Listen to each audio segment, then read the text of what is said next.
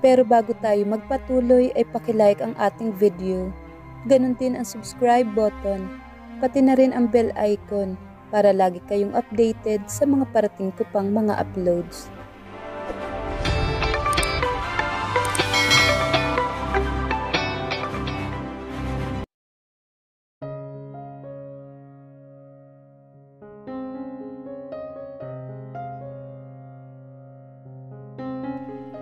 Tangina talaga.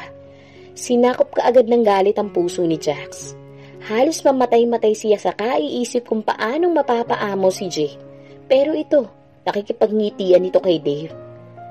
Hinayaan pa nitong kargahin ni Dave ang Adriel niya. PB Adriel niya yun, puta talaga. Sandamakmak na murang binitawan niya sa isip. Sa kanya'y halos ayaw ipahawak ni Jade ang anak nila, kahit kating-kati na siyang buhatin nito. Ang sarap magwala. Ang tindi ng puot niya na gusto niyang manuntok at mambasag ng mukha ngayon. I was around the vicinity. Minabuti ko lang na magpunta rito. Kawalang modo man, pero tanging tangulang ang response niya kay Dave. Malaki ang utang na loob niya na dapat niyang tanawin rito. Ang hirap lang magtimpi. Akmang lalabas ito ngunit nilingon siya. If you want, I can set you up with an appointment with the Samaniegos and the Carvajal. Business was in chaos. Ilang clients ang ayaw nang kunin ang serbisyo nila. May ilang shareholders ang nagbawi na ng investments at nagpadala sa impluwensya ni Lionel.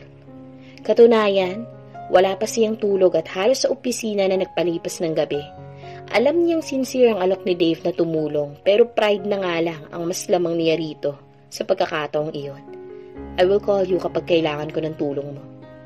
Alam mo kung saan ako pupuntahan. Naiwan silang dalawa ni Jay. Binalot sila ng katahimikan. Ang tanging ingay lang na namamayani sa pagitan nila ay ang ingay ng supot na kasalukuyan niyang inilalapag sa mesa.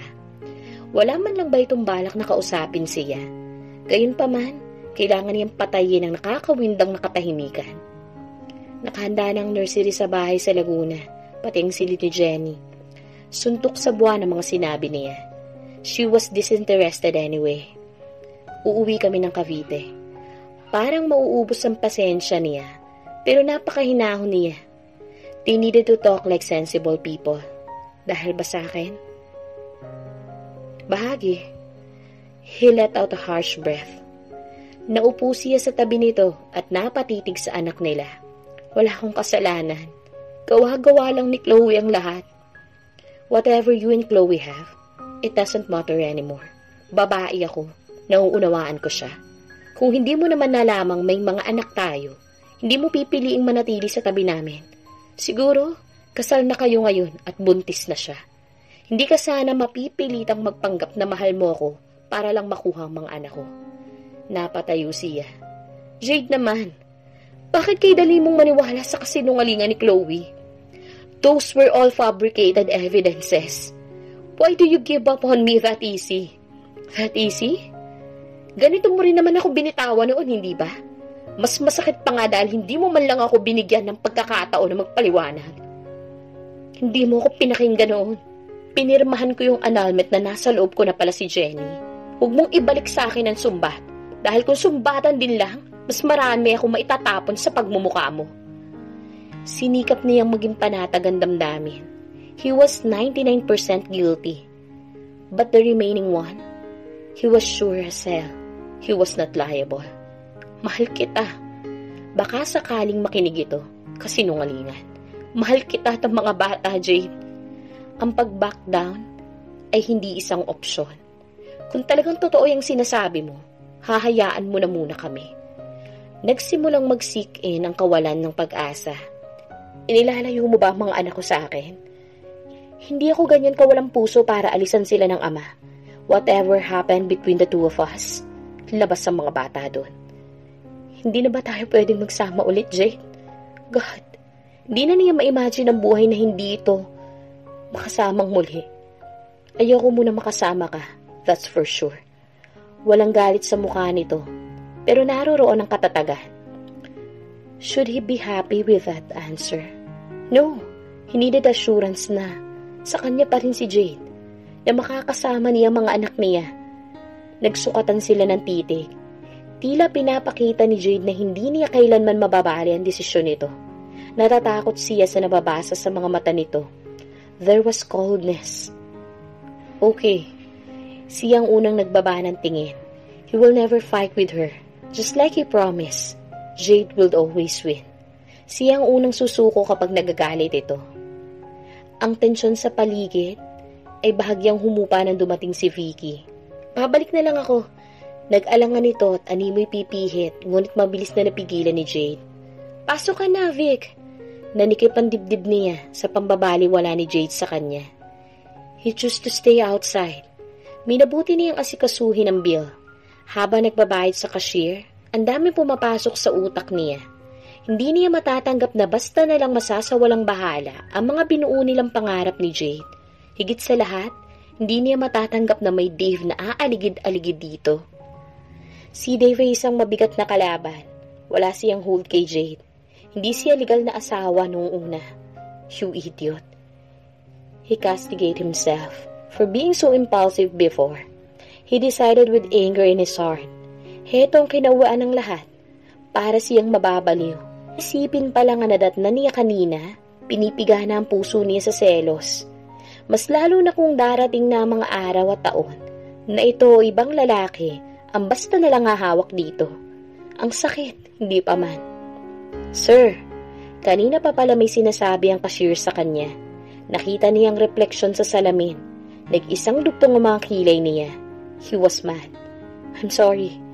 Pinoproseso ng cashier ang bill nang tawagan niya ang isa sa mga tauhan. Dalhin mo ang anak ko sa bahay. This may be selfishness, but he had no other resort. Hindi niya makakaya nang makitang basta na lang nalalayo ang pamilya niya sa kanya. Jade and the kids should be with him no matter what. San mo kami dadalhin, Jax? Kanina pa siya palingalinga sa paligid at hindi niya mapigilang magtanong kahit ayaw pa niya itong kausapin. She had a hunch, papunta silang Laguna. Relax ka lang, okay? Matalim ang titig na nilingon niya ito. San tayo pupunta? And sitting fit? She asked again. Home, tipid nitong sagot. Wala man lang mababakas na konsensya o pag-alala sa mukha nito. He was just looking straight ahead. Nag-usap na tayo, di ba? Hindi naman tayo nagkasundo. So kikidnapin mo kami ng anak ko? Anak natin. Pagtatama nito sa kanya. Huwag mong kalimutang hindi natin pinlano ang batang to. Adriel just happened. Sumabat iyon at kusang kumawala sa bibig niya. Pero hindi ibig sabihin na mas mababa ang pagmamahal ko sa kanya. Napabugas siya ng hangin. Mariin siyang napapikit. Binabargain na naman ito ang pinagmamalaki nitong pagmamahal ko, no. Magtatalo na naman silang dalawa. Ikaw ay walang ingat at desperado. I won't deny it. Desperado na ako, oo. I don't know anymore how could I win you back. Ang hirap mong paamuin. This is low. Too low for a rich man like you. Para kang sanggano kung umasta. Napatingin siya sa labas ng bintana. Naitukod ang siko sa bintana at tila nananakit ang ulo na hinilot ang sentido. Sa kabilang braso ay natutulog na si Adriel. Nakakainis. Sumabay pa talagang malamyos na awitin sa kotse. Hindi bagay ang love song na nagpe-play. Mas bagay sa sitwasyon ng maingay na rock song na kumakanta gumagamit ang headtone at panayang sigaw. She was frustrated and angry. Nakakayamot. Nakakaiyak. Kung wala si Adriel sa kandungan niya, malamang nasigawan na niya ito. Kung bakit ba kasi pumayag siyang ito maghatid sa kanila? Jade, please. Makakasama sa'yo magalit. Alam mo pala eh. Pabalang niyang sinalya ang kamay nitong dumantay sa balikat niya at marahas itong nilingon. Sa babigla niyang pagkilos, kumislot ang anak niya. Umiyak ito. Jax looked worried, lalo na nang hindi kaagad mapatahan ang anak niya.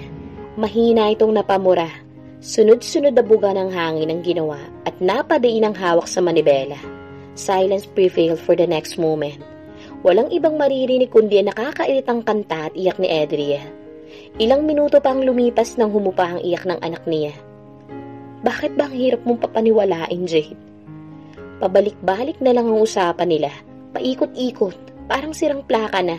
Paano mo papapatunayan sa akin na wala na kayo? Pangahamon niya rito. She was pushing him to the edge into doing a very hard task. Natameme si Jax. Hindi nito kayang gawin ang hinihiling niya. Hindi pa ba sapat ang pagmamahal ko sa iyo, Jade? Love?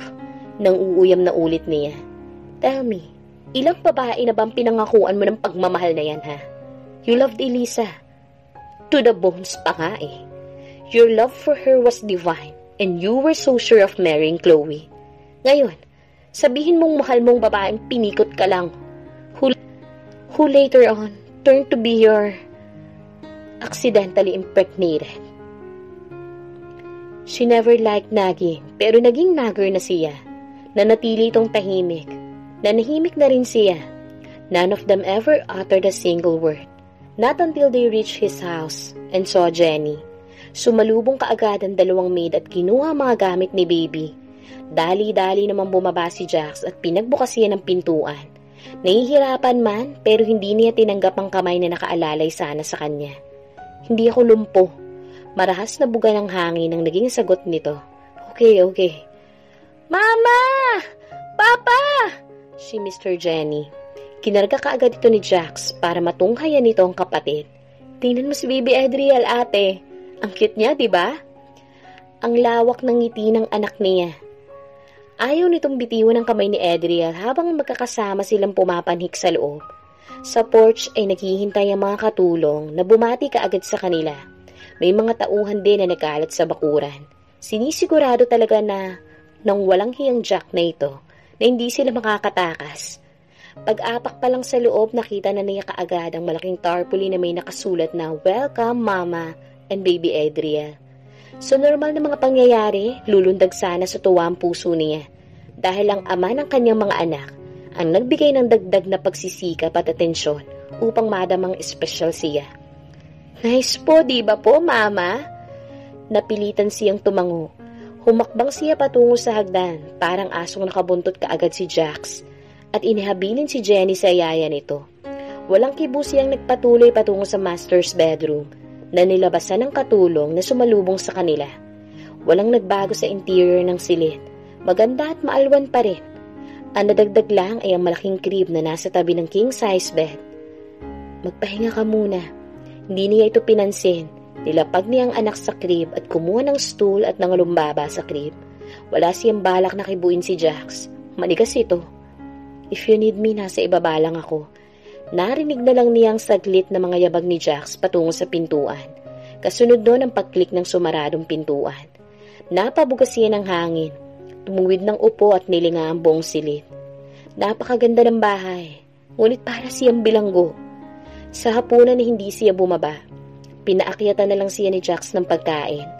May mga katulong naman kaya hayaan niya munang si Jax ang kasabay ni Jenny sa hapunan. Nakakapagod lang na makita ang pagmumukha ni Jax sa ngayon. Matapos maghapunan, nag-good night muna si Jenny sa kanila ni Baby Gap. Ilang ulit nitong hinalikan ang kamay ni Gap na nasusuotan naman ng mittens. Nice ng smell ni Baby Adriel, Mama. Sa pag-angat ng kanyang muka, nag-ugnay ang mga mata nila. Maliwanag niyang nakita ang tila inggit sa mga mata nito. Parang gusto rin nitong makisali. Ayaw niya sa kurot na nararamdaman sa kanyang dibdib. Mas lalong ayaw niyang natatanga na lang siya sa mukha nito, na kahit natitigan siya, hindi niya magawang mag-iwas ang mga mata. She could read his silent plea. Not yet. Tumatatak pa rin na nakakababoy na mukha ni Chloe sa video. Binawi niya kaagad ang mga titig. Baka lulumbay na naman ang puso niya. You won't be spending the night here. Maraming silid sa bahay mo, hindi ba? Maghanap ka na matutulugan mo. Ramdam niya ang pagbaon ng mga titig ni Jax sa kanya. Okay, sa mahinang tinig, yun na naging sagot ni Jax. Come on, Jenny. Magpapahinga na si na Mama at si Baby. Naiwan sila ni Adriel sa silid. It was just so real. Ayaw niyang katabi si Jax sa kama pero nanlalamig ang pakiramdam niya. Lampas sa ating gabi na maalimpungatan siya sa iyak ng sanggol. Kaagad yung nawala, hindi pa man bumubuka ang mga mata niya. Only to find out that Jax already held Gaps in his arms. Adriel looked so tiny in his arms. Marahan itong hinihele ang anak nila na manakanak ang hinahagkan ng masuyo maliliit na mga kamay at paa nito. How did he come here so quickly? Natulog man lang ba ito? Parang may mainit na kamay na humahaplos sa puso niya at kinukuyumos iyon. Naramdaman niya ang pananabik na iyon sa kanya. Nangilid ang mainit na likido sa kanyang mga mata nang wala namang rason. Alam niya sa sariling galit siya kay Jax. Hindi madaling kalimutan ang nakita at natuklasan niya. Wala naman siyang balak na tikisin ito ng panghabang buhay. Pinalilipas lang naman niyang sama ng loob.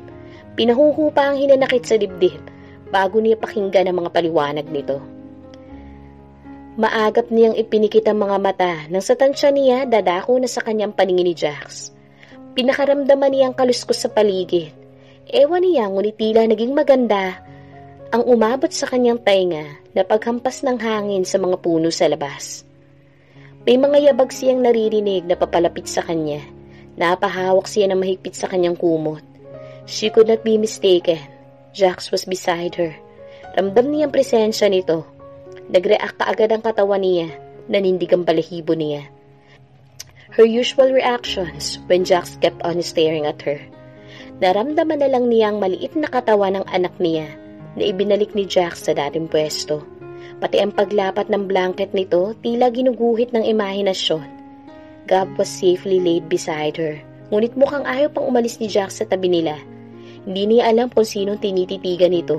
But it was enough reason para lumakas ang hampas ng kanyang puso.